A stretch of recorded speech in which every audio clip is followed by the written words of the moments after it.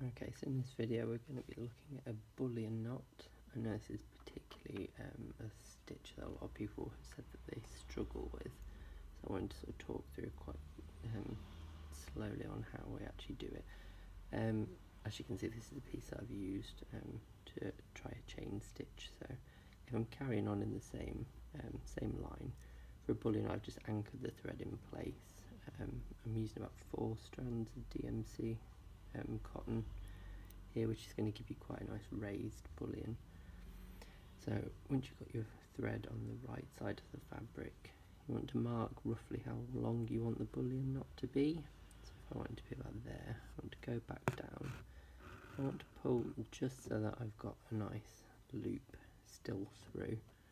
And then you want to bring your needle up just where you've first come through, and then if you hold, just pinch with the 2 fingers the needle on the reverse side of the fabric, then you want to grab this part of the thread, and we're just going to wrap and twist the thread around the needle. You can just tap the thread down so it's sat comfortably. The thing with bullion knots, they're primarily all about tension of the thread, so you want to make sure it's not too tight, because you've got to pull the needle through this coil of thread in a minute. So it wants to be firm enough so that it's snug but not pulled too taut.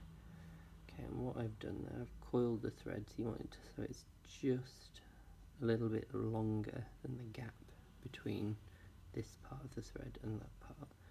And then if you pinch the thread, and with your other hand you can just push the needle through from the reverse side. And sometimes if it's a little bit tight, you might need to just let it relax the thread to be able to pull your needle through. And don't worry if it uncoils a little bit. See, it's a little bit loose there, so what you want to do is just gently shuffle the coil until the tension is sat right. I'm just resting my finger on as I pull it so that the coils are all sat comfortably. And what you want to do is, I've got my bullion knot sat on the surface, and you want to put the needle back through where you first came up, and that anchors the knot in place. And you can see it's a nice raised knot. And this is one that is typically used for things like roses, where they're layered over one another and built up until you get a rose effect. So again, I'm just going to do the same thing.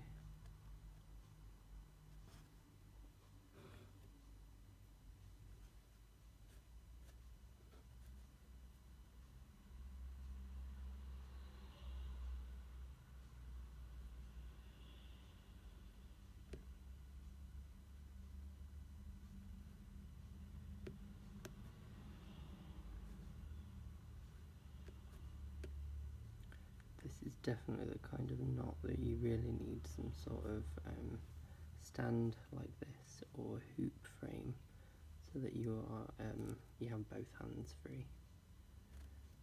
Or at the very least you need to be able to rest your embroidery hoop or frame on something so that you've got both hands free to work on the bullion. But again, it's all a matter of tension, so if it's a little bit loose, just work it until it sits nice and flat, and we go back down to anchor it in place.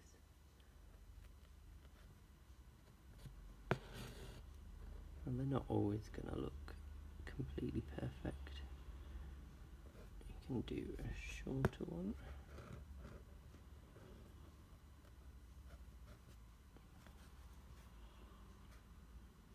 We can do a longer number of coils. So if the more coils you do to bridge a smaller gap, the more raised and arched the knot is going to sit on the surface of the fabric. We've done quite a lot of coils on this one for quite a small knot.